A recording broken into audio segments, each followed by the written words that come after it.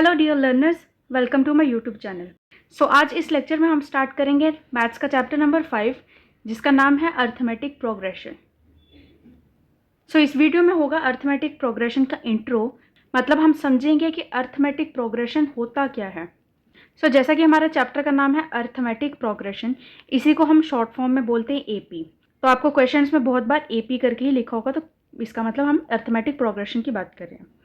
सो arithmetic progression क्या होता है?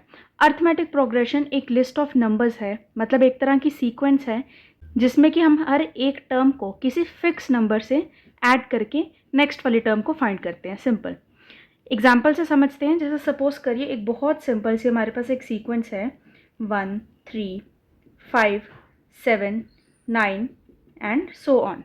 अब ये मैंने एक सीक्वेंस लिखी है, इसमें आपको कुछ पैटर्न दिख रहा है? मतलब आप इस सीक्वेंस को देखकर बता सकते हैं कि 9 के अगला नंबर क्या होना चाहिए? बिल्कुल बता सकते हैं। अगर आप इस सीक्वेंस को देखेंगे तो यहाँ पे आपको पता चल रहा है कि 1 के बाद 3 आया, मतलब 1 में हमारे पास 2 नंबर्स ऐड हुए हैं। फिर 3 के बाद 5 आया, इसका मतलब यहाँ पे भी 2 ऐड हुआ है। फिर 5 के बाद 7 आया, मतलब यहाँ पे भी 2 ऐड हुआ है। 7 के बाद 9 आया, मतलब 2 ऐड हुआ है। तो 9 के बाद अगर हम 2 ऐड करेंगे तो 11 आ जाएगा। मतलब ये कि हम 9 के बाद का नेक्स्ट टर्म पता चल रहा है हमें, हम बता सकते हैं।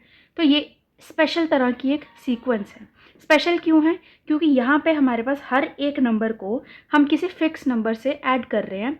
फिक्स नंबर है 2, उससे ऐड करने पे हमें उसका नेक्स्ट नंबर मिल रहा है।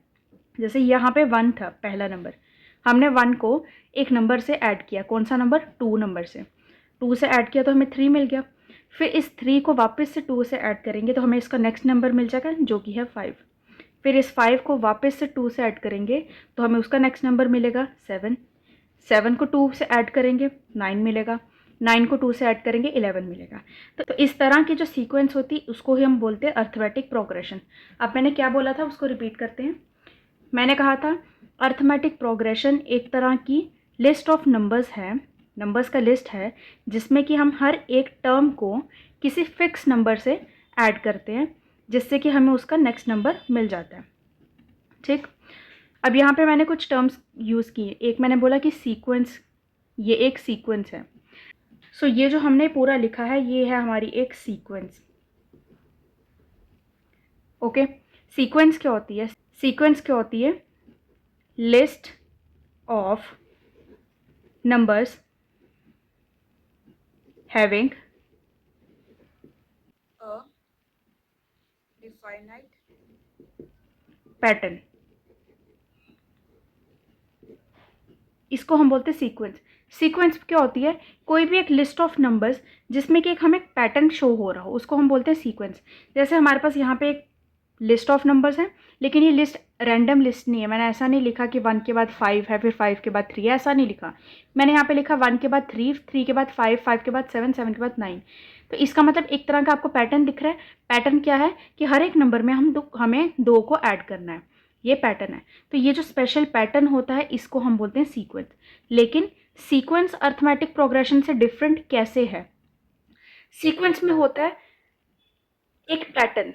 पैटर्न कैसा भी हो सकता है। पैटर्न ऐसा भी हो सकता है कि हम पहले एक नंबर के साथ 2 को ऐड करें तो 3 आ गया, नेक्स्ट टाइम हम 3 ऐड कर लेंगे, फिर उसके नेक्स्ट टाइम 4 ऐड कर लें, फिर उसके नेक्स्ट टाइम 5 ऐड कर लें, तो वो भी एक तरह का पैटर्न ही बन रहा है। लेकिन वो फिर सीक्वेंस और अर्थमेटिक प्रोग्रेशन में डिफरेंस क्या है कि अर्थमेटिक प्रोग्रेशन में हम हमेशा एक फिक्स नंबर से ऐड करते हैं ताकि हमें नेक्स्ट टर्म मिल जाए। जैसे हमारे पास ये एक सीक्वेंस थी, इस सीक्वेंस में हम एक नंबर से ऐड कर रहे हैं ताकि हमें नेक्स्ट टर्म मिल जाए। वो नंबर वो कौन सा है? +2। इस +2 से हम ऐड कर रहे हैं हमेशा। यहाँ पे भी हमने 1 को 2 से ऐड किया तो हमें 3 मिल गया। 3 को भी फिर हमने 2 से ऐड किया तो हमें 5 मिल गया। फिर 5 को हमने 2 से ऐड किया तो 7 मिल गया। 7 को 2 से ऐड किया तो 9 मिल गया। अब 9 को 2 से अगर ऐड करेंगे तो हमें 11 मिल जाएगा। तो मतलब ये कि हम यहाँ पे एक फिक्स नंबर से ऐड कर रहे हैं, इसलिए इस टाइप के सीक्वेंस को हम बोलते हैं अर्थमेटिक प्रोग्रेशन, मतलब एपी। ओके, तो आई होप आपको इतनी सी बात तो समझ आई होगी कि हर सीक्वेंस एपी नहीं होता, लेकिन हर एपी को हम सीक्वेंस कह सकते हैं। क्या बोला मैंने? कि हर एक सीक्वेंस को हम एपी नहीं बोल सकते, लेकिन हर एक एपी हमारी सीक्वेंस ज़रूर होती है। सीक्वेंस की एक एग्जांपल देती हूँ आपको ताकि और क्लियर हो जाए कि सीक्वेंस और एपी में डिफरेंस क्या है। यहाँ पे एक एग्जांपल लिख लेते हैं। हमारे पास एक सीक्वेंस है 1 3 6 10 15। ओके, ये भी एक मैंने सीक्वेंस लिखी है। इसका पैटर्न देखते हैं। इसको मैं सीक्वेंस क्यों कह रही हूँ, क्योंकि मैंने बोला सीक्वेंस एक लिस्ट ऑफ नंबर्स है जिसमें कि हमारे पास एक डिफाइनाइट पैटर्न हो, एक पैटर्न बना हो। तो यहाँ पे क्या पैटर्न बन रहा है उसको समझते हैं। यहाँ पे हमारे पास 1 के बाद 3 कैसे आया, मैंने यहाँ पे प्लस किया 2 से। 3 के बाद 6 आया, इसका मतलब मैंने 3 में कितने ऐड किए होंगे, 3 ऐड किए, 3 ऐड किया तो 6 आ गया। अब 6 के बाद 10 आ रहा है, इसका मतलब मैंने 6 में कितना ना ऐड किया कि 10 आ रहा है, 4 ऐड किया। 10 के बाद 15 आ रहा है, इसका मतलब मैंने 10 में कितने ऐड किए होंगे, 5 ऐड किए। ठीक, तो अब आपको पता चल रहा है कि मैं नेक्स्ट टर्म क्या आ सकती है मेरी। नेक्स्ट टर्म आएगी 15 में जब आप 6 को ऐड करोगे, दैट इज 21। तो ये भी तो एक पैटर्न बन रहा है। पैटर्न हमारा क्या बन रहा है कि हम हमेशा किसी फिक्स नंबर से ऐड नहीं करें, हम जिससे ऐड करें वो नंबर भी हमारा एक एक ऐड प्लस हो रहा है। पहले हमने 2 ऐड किया तो 3 आ गया, फिर हमने 3 ऐड किया तो 6 आ गया, फिर 4 ऐड किया तो 10 आ गया, 5 ऐड किया, 6 ऐड किया, फिर 7 ऐड करेंगे, 8 ऐड करेंगे। तो ये भी एक पैटर्न बन गया, ये पैटर्न कहला रहा है। और क्योंकि पैटर्न है इसलिए ये सीक्वेंस है। लेकिन ये एपी क्यों नहीं है, क्योंकि यहाँ पे ये जो हमारे पास ये जो जिससे ऐड कर रही हो ये फिक्स नहीं है। ये जो है जिससे हम ऐड कर रहे हैं ये नॉट फिक्स्ड। क्योंकि ये फिक्स नहीं है इसीलिए नॉट एन एपी, इसलिए हम इसको एक एपी नहीं कहेंगे। तो इतने से बात तो आपको पता चलनी चाहिए कि सीक्वेंस और एपी में क्या डिफरेंस है। तो अगर आपको एपी और सीक्वेंस में डिफरेंस पता चल गया तो अब आपको ये चीज़ पता चली कि एक सीक्वेंस को एपी बनने के लिए क्या इंपॉर्टेंट है, ये इंपॉर्टेंट है, कॉमन डिफरेंस इंपॉर्टेंट है। मतलब कॉमन डिफरेंस मीन्स कि हम जब नेक्स्ट वाले टर्म को पिछले वाले टर्म से माइनस करेंगे वो हमेशा सेम आना चाहिए। जैसे हमने 3 में से 1 को माइनस किया तो 2 आ गया, 5 में से 3 को माइनस किया फिर भी 2 आएगा, 7 में से 5 को माइनस करेंगे तब भी 2 आएगा, 9 में 7 माइनस करेंगे तब भी 2 आएगा, 11 में 9 माइनस करेंगे तब भी 2 आएगा। तो मतलब ये कि ये जो हम माइनस कर रहे हैं कॉमन डिफरेंस जो है वो हमेशा फिक्स होना चाहिए। ओके, इतनी सी बात आपको समझ आ गई। अब यहाँ पे मैंने एक बात बोली थी सीक्वेंस वर्ड यूज़ किया था, एक मैंने वर्ड यूज़ किया टर्म। तो टर्म का मतलब क्या होता है, टर्म हमारी होती है कि जितने भी सीक्वेंस में या एपी में जितने आपको ये जो नंबर्स मिल दिख रहे हैं ये सारे हमारे होते हैं terms, numbers in an AP को हम बोलते हैं टर्म। एपी कह लो, सीक्वेंस कह लो, किसी में भी जो आपके जो नंबर्स दिखते हैं ना ये 1 3 6 10 या 1 3 5 7 9 ये सब क्या हैं, टर्म्स हैं। तो अब हम कैसे पता चलेगा कि कौन सी टर्म की हम बात करें, उसके लिए हम लिखते हैं कि ये जो पहले नंबर पे टर्म है उसको हम बोलते हैं फर्स्ट टर्म, ठीक है, जिसको हम A1 से डिनोट करते हैं। A1 मेरा है 1, मैं इसी की एग्जाम्पल ले रही हूँ, ठीक है। सेकेंड टर्म की अगर बात करें, फर्स्ट के बाद सेकेंड टर्म आती है, सेकेंड टर्म मेरी क्या है 3, तो मैं बोलूँगी A2 मेरा है 3। थर्ड टर्म मेरी क्या है, first second third, third term मेरी है 5, तो A3 थर्ड टर्म मेरी है 5। फोर्थ टर्म क्या है, A4 है मेरा 7, फिफ्थ टर्म क्या है, A5 है 9, और सिक्स्थ टर्म क्या है, सिक्स्थ टर्म मेरी थी 11। तो ये जो हमने टर्म्स बताई उसको कैसे लिखा जाता है ये आपको समझ आ गया, A1 A2 A3 A4 ऐसे करके। और अगर हमें कोई nth टर्म चाहिए, nth मतलब वो नंबर नहीं पता हम किस नंबर वाली टर्म की बात करें, सिक्स्थ टर्म की बात करें, एट्थ टर्म की बात करें, 12th टर्म की बात करें, किसकी बात करें वो हमें नहीं पता, तो इन जनरल हम उसको कैसे रिप्रेजेंट करते हैं, हम an लिखते हैं कि हम nth टर्म की बात करें, इसको बोलते हैं nth टर्म। ओके, तो आपको भी मैंने क्या क्या बताया, एक तो मैंने बताया कि ये इस तरह के जो लिस्ट ऑफ नंबर्स होती हैं उसको हम बोलते हैं सीक्वेंस, लेकिन सीक्वेंस एपी नहीं होती। एक सीक्वेंस को एपी बनने के लिए हमारे पास क्या स्पेशल होना चाहिए, एक कॉमन डिफरेंस होना चाहिए। वो कॉमन डिफरेंस इस केस में क्या था, 2 था, ठीक है। फिर मैंने आपको एक सीक्वेंस के बारे में बताया कि सीक्वेंस क्या होती है, पहले तो आपको वो पता होना चाहिए। सीक्वेंस होती है हमारी list of numbers having a definite pattern, एक लिस्ट ऑफ नंबर्स जिसमें कि हमें एक पैटर्न दिख रहा हो। किस तरह का पैटर्न, कुछ भी पैटर्न हो सकता है, जैसे मैंने ये एग्जांपल बता दी। लेकिन क्योंकि यहाँ पे हमारे पास कॉमन डिफरेंस नहीं था, डिफरेंस जो आ रहा है हम हर दूसरी पहली टर्म के बीच में वो अलग अलग आ रहा है, इसीलिए इसको हम AP नहीं बोलेंगे, लेकिन ये जो डिफरेंस आ रहा है एक पैटर्न में आ रहा है, इसलिए हम इसको सीक्वेंस कहेंगे। ओके, तो इतनी सी बात आपको पता चल गई। फिर हमने बात की कि टर्म क्या होती है, आपको ये भी पता होना चाहिए। टर्म होती है ये जितने भी कॉमा में मैंने नंबर्स लिखे हैं इन सबको हम बोलते हैं टर्म। टर्म को कैसे डिनोट किया जाता है, A1 A2 करके लिखा जाता है। कोई भी nth in general term find करनी होगी तो AN हमारी होती है, उसको हम बोलते हैं nth टर्म। ठीक, अब मैंने आपको बता दी कि एक सीक्वेंस को AP बनने के लिए क्या इंपॉर्टेंट है, कॉमन डिफरेंस। तो एक बार कॉमन डिफरेंस के बारे में भी समझ लेते हैं। So what is common difference? Common difference जिसको हम डिनोट करते हैं स्मॉल d से। ओके, अब ये कॉमन डिफरेंस क्या होता है? पिछली एग्जांपल में हमने देखा कि हमारा कॉमन डिफरेंस था 2। तो कॉमन डिफरेंस को हम कॉमन क्यों बोल रहे हैं? क्योंकि ये एक ऐसा डिफरेंस है जो कि हर नेक्स्ट टर्म से प्रीसीडिंग टर्म को माइनस करेंगे तो हमेशा यही आएगा, इसलिए हम इसको बोल रहे हैं कॉमन डिफरेंस। कैसे इसको फाइंड करते हैं? पहले तो हम लिख लेते हैं AP को इन जनरल फॉर्म में। प्रीवियसली मैंने एग्जांपल बताई थी 1 3 5 7 वाली। अब मैं उसको लिखूंगी टर्म्स के टर्म में, क्योंकि आपको टर्म्स मैंने बता दिए क्या होता है। तो फर्स्ट टर्म के लिए मैं A1 लिखूंगी, सेकेंड टर्म के लिए A2 लिखूंगी, थर्ड टर्म के लिए A3 लिखूंगी, फोर्थ टर्म के लिए A4 लिखूंगी एंड सो ऑन। ठीक है, अब डिफरेंस फाइंड करने के लिए कैसे देखा जाता है? हम हमेशा A2 से A1 माइनस करते हैं, मतलब नेक्स्ट से प्रीवियस माइनस करते हैं। तो A2 माइनस A1 करेंगे तो हमें एक डिफरेंस मिलेगा। A3 को जब A2 से माइनस करेंगे फिर से हमें एक डिफरेंस मिलेगा। A3 को A2 से माइनस करेंगे तब। A4 को जब मैं A3 से माइनस करूँगी, A4 को A3 से माइनस करूँगी तब भी डिफरेंस मिलेगा। ये जो D है ये हमेशा मेरा सेम होना चाहिए, ये सेम होगा तभी ये जो पूरी सीक्वेंस है ये AP कहलाएगी। तो ये जो डिफरेंस है ये सेम होगा, क्योंकि ये सेम होता है इसीलिए इसका नाम पड़ा है कॉमन डिफरेंस। ठीक, तो मतलब ये कि अगर आपको एक लिस्ट ऑफ नंबर्स दिए जाएंगे, एक सीक्वेंस दी जाएगी, तो आप उसको बता सकते हैं कि AP है या नहीं। कैसे बताएंगे? बस इसी तरह से चेक करके A2 से A1 माइनस करोगे, A3 से A2 माइनस करोगे, A4 से A3 माइनस करोगे, और आगे भी जितना कुछ होगा। तो जब माइनस करोगे तो आपको यहाँ पे सेम मिलना चाहिए वैल्यू, सेम वैल्यू मिलेगा तो इसका मतलब वो हमारा AP है। क्योंकि AP है क्या? AP एक सीक्वेंस ही तो है, लेकिन वो कैसी सीक्वेंस है? जिसमें कि हमारे पास एक कॉमन डिफरेंस होना चाहिए, वो एक कंडीशन है। ठीक है, तो ये मैंने बता दिया AP के बारे में। अब ये जो डिफरेंस है ये डिफरेंस पॉजिटिव भी हो सकता है, D can be positive, negative और ज़ीरो। ये कितनी बड़ी बात कह दी। ये एक लाइन पर आपका क्वेश्चन बन सकता है कि क्या हमारा D जो है नेगेटिव या ज़ीरो हो सकता है या नहीं हो सकता। ऑब्वियसली हो सकता है। एग्जाम्पल से इसको भी समझते हैं। जैसे एक AP में लिखती हूँ 1 3 5 7 9 वाली। ठीक है, इसमें मेरा डिफरेंस क्या आ रहा था? +2 का। जब मैं A2 को A1 से माइनस कर रही हूँ, A3 को A2 से माइनस कर रही हूँ, A4 को A3 से माइनस कर रही हूँ, तो हमेशा मेरे पास क्या वैल्यू आ रही है? 2 की, +2 आ रही है डिफरेंस। ठीक है, तो ये एग्जाम्पल होगी जहाँ पे आपका D जो है वो पॉजिटिव है।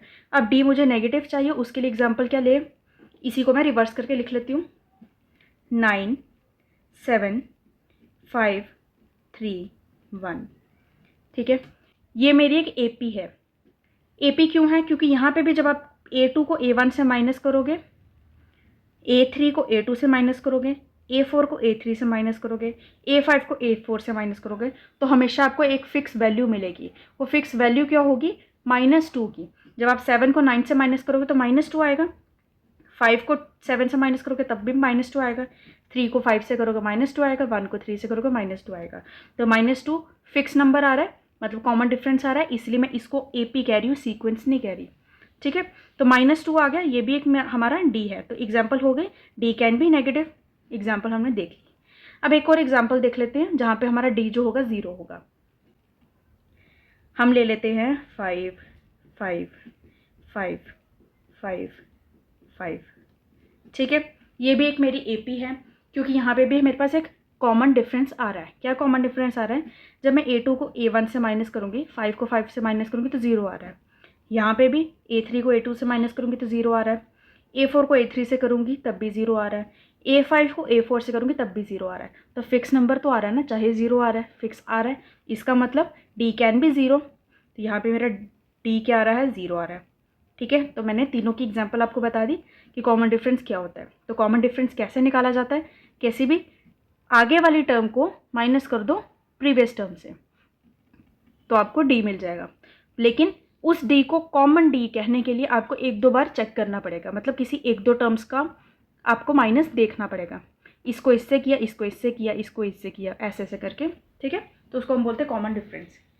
तो ये मैंने आपको बता दिया एपी के बारे में कि एपी क्या होता है, कॉमन डिफरेंस क्या होता है, सीक्वेंस क्या होता है, सीक्वेंस और एपी में क्या डिफरेंस है, टर्म क्या होती है, ठीक है, और डिफरेंस, और डी जो होता है आपका पॉजिटिव नेगेटिव जीरो कैसा भी हो सकता है, ये हमने बता दिया। अब एपी की कुछ टाइप्स होती हैं वो भी हम देख लेते हैं। एक होती है finite AP, finite AP, and दूसरी होती है इनफाइनाइट एपी।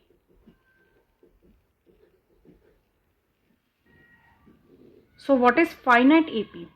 फाइनाइट मतलब जिसकी हम वैल्यू बता सकते हैं, फाइनाइट मीन्स कि जिसको हम काउंट कर सकते हैं, जनरली फाइनाइट का यही मतलब होता है। तो फाइनाइट एपी क्या होगी, एक ऐसी एपी जिसमें एक फाइनाइट नंबर ऑफ टर्म्स होंगी। एग्जाम्पल के लिए हमारे पास एक एपी है 1 3 5 7 डैश डैश डैश करके लिख दिया हमने, ठीक है। ये एक एपी है और एक एपी है मेरी 1 3 5 7 9 11 फुल स्टॉप, मतलब ख़त्म। क्योंकि ये मैंने दो तरह से एपी को लिखा है। ये एक एपी ऐसी है जहाँ पे कि आगे डॉट डॉट डॉट वाला, मतलब ये आगे कंटिन्यू होने वाली है, इसका कोई एंड नहीं बताया कि ये इस एपी में कितने टर्म्स हैं, ये फर्स्ट टर्म है, सेकंड टर्म है, थर्ड टर्म है, फोर्थ टर्म है, ऐसे ऐसे करके एंड टर्म्स तक हो सकती है। तो यहाँ पे ऐसी एपी जिसमें कि आपके पास नंबर ऑफ टर्म्स आपको फाइनाइटली नहीं पता, इसको हम बोलते हैं इनफाइनाइट एपी। ये हो गया इनफाइनाइट एपी। और फाइनाइट एपी क्या होती है, ये वाली एपी जिसमें कि हमें पता चल रहा है लास्ट टर्म मेरी है 11, इसके बाद कोई डॉट डॉट डॉट नहीं डाला, मतलब ये एपी खत्म हो गई। कितने टर्म्स में खत्म हुई, 1 2 3 4 5 6 टर्म्स हैं इसमें, तो 6 टर्म्स में ये एपी होगी खत्म, इसलिए हम इसको बोलेंगे फाइनाइट एपी, फाइनाइट एपी। अब ये जो फाइनाइट एपी होती है उसका हमेशा एक लास्ट टर्म होता है, क्योंकि फाइनाइट है कहीं पे जाके रुकेगी, तो जहाँ पे रुकेगी इसको हम बोलते हैं लास्ट टर्म। ओके, ये है हमारी लास्ट टर्म, और लास्ट टर्म को डिनोट कैसे करते हैं, एल से, और A N in general A N करके भी बोलते हैं। एन क्यों, क्योंकि लास्ट टर्म हमें हर एपी की अलग अलग होगी। कोई एपी आपकी 6 टर्म्स में खत्म हो रही है, कोई 5 टर्म्स में एपी खत्म हो रही है, कोई 11 टर्म्स में एपी खत्म हो रही है, ठीक है। तो इसीलिए ए एन मतलब वो जो लास्ट टर्म जो नंबर की होगी वो आपने लिख देना है।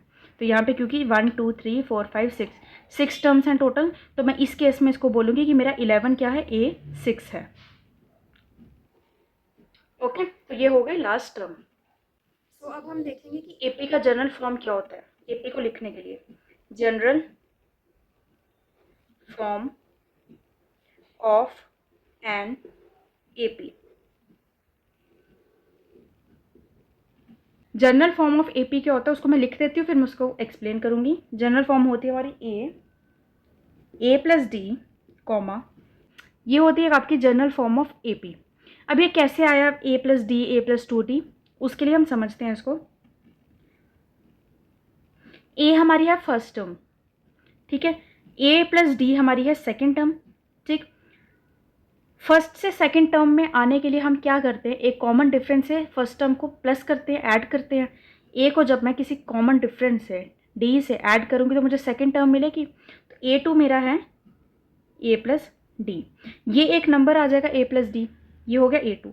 अब मुझे A2 से A3 पे जाना है, तो मैं क्या करूँगी, इस वाले नंबर पे वही कॉमन डिफरेंस है वापस से ऐड करूँगी, वापस से इधर नहीं इधर लिखते हैं। अगर मुझे A3 चाहिए तो मैं क्या करूँगी, यही मेरा जो A2 है मतलब A प्लस डी है, इसमें वही D को वापस प्लस करूँगी, क्योंकि हमने एग्जांपल देखी थी ना, 1 में फिर हमने 2 प्लस किया तो 3 आया था, फिर से 3 में 2 प्लस किया तो 5 आया था। तो वही कर रहे हैं हम, A में पहले D प्लस कर रहे हैं तो A प्लस डी आ गया, फिर A प्लस डी में हम फिर से D को प्लस करेंगे, तो फिर से D को प्लस किया तो क्या आ गया मेरा, A प्लस 2D आ गया। तो ये मेरी क्या है, एक्चुअली में थर्ड टर्म है। अब फोर्थ टर्म के लिए मैं क्या करूँगी, मेरी जो थर्ड टर्म है उसमें वापस से डी को ऐड करूँगी। तो मेरी थर्ड टर्म क्या थी, ए प्लस 2D, इसमें मैं वापस से डी को ऐड कर रही हूँ, तो क्या आ जाएगा, A प्लस 3D आ जाएगा। बन गई मेरी फोर्थ टर्म। तो इसी तरह से जनरल फॉर्म कैसे बनी अब समझ आ गया, ए प्लस डी, ए प्लस 2d, ए प्लस 3d। ठीक है, तो मतलब अगर आपके पास कोई क्वेश्चन आ गया जहाँ पे आपको ए और डी पता होगा तो आप उसकी ए पी बना सकेंगे। ए पता है तो आप फर्स्ट टर्म बना लोगे, ए डी पता है तो फिर ए प्लस डी भी कर लोगे, ए प्लस 2d भी कर लोगे, ए प्लस 3d भी कर लोगे। ऐसे ऐसे करके आप ए पी को फाइंड कर सकते हैं, ए पी को बना लोगे। ठीक है, तो बस यही इसमें करना था। तो हमारी एनसीईआरटी की फर्स्ट एक्सरसाइज के लिए इतना ही अभी ज़रूरी है। फिर नेक्स्ट एक्सरसाइज में हम पढ़ेंगे कि हमें nth टर्म को कैसे फाइंड करना होता है। nth मतलब एपी की आपकी कोई भी टर्म, जो भी नंबर बोलेंगे, जैसे 6th टर्म निकालो, 5th टर्म निकालो, 11th टर्म निकालो, 2nd टर्म निकालो, तो वो हमें नंबर जो बोला है उसको हम बोलते हैं nth टर्म। ठीक, तो वो हम करेंगे नेक्स्ट एक्सरसाइज में। इस फर्स्ट एक्सरसाइज के लिए हमें इतना ही समझना था। तो एक बार वापस रिवाइज कर लेते हैं, हमने क्या क्या पढ़ा एपी में। एपी में हमने सबसे पहले देखा कि सीक्वेंस क्या होता है। सीक्वेंस होता है हमारा एक फिक्स पैटर्न वाला लिस्ट ऑफ नंबर। ठीक है, अब मैंने बोला आपको कि हर सीक्वेंस एपी नहीं होता, लेकिन हर एपी को एक सीक्वेंस हम कह सकते हैं। हर एपी सीक्वेंस ज़रूर होता है। तो एपी और सीक्वेंस में क्या डिफरेंस होता है वो मैंने आपको बता दिया कि एपी में आपके पास एक फिक्स नंबर होना चाहिए, मतलब जिसको हम बोलते हैं कॉमन डिफरेंस डी, वो होना चाहिए। तो इसीलिए सीक्वेंस और एपी में इतना ही डिफरेंस है। फिर मैंने आपको बताया कि टर्म्स क्या होती है। टर्म्स बता दिया आपको कि जो आपकी एपी है उसमें जो ये जो कॉमा में लिखा हुआ है इसको हम बोलते हैं term. First term, second term, third term, ऐसे करके। ठीक है, कैसे डिनोट करते हैं A1 A2 A3 करके, वो मैंने आपको बता दिया। फिर हमने देखा कॉमन डिफरेंस क्या होता है, कॉमन डिफरेंस को समझा। कॉमन डिफरेंस आपका पॉजिटिव भी हो सकता है, नेगेटिव भी हो सकता है और जीरो भी हो सकता है, उसकी भी एक एक एग्जाम्पल देख ली। फिर हमने देखा एपी हमारी दो टाइप्स की होती है, फाइनाइट भी होती है, इनफाइनाइट भी होती है। फाइनाइट क्या होती है, इनफाइनाइट क्या होती है, वो आपको पता चल गया। और उसके बाद हमने एंड में देखा कि जनरल फॉर्म ऑफ एपी क्या होती है। ये आपकी जनरल फॉर्म है, इसको याद रखना, क्योंकि जो आपकी फर्स्ट एक्सरसाइज है वो इसी पे मोस्टली बेस्ड है। जहाँ पे आपको ए और डी गिवन होगा तो आपको एपी फाइंड करना है, या आपको एक सीक्वेंस गिवन होगा तो आपको पता करना है कि वो एपी है या नहीं है। ठीक है, तो आज के लिए इतना ही। नेक्स्ट वीडियो में हम करेंगे एक्सरसाइज 5.1 को सॉल्व। सो अगर आपको आज का ये लेक्चर यूजफुल लगा है तो अपने सभी फ्रेंड्स के साथ भी इसको शेयर करना, and to hit the like button and also subscribe my channel for upcoming video. So stay tuned for the next video. Till then, take care. Bye bye. Thank you so much.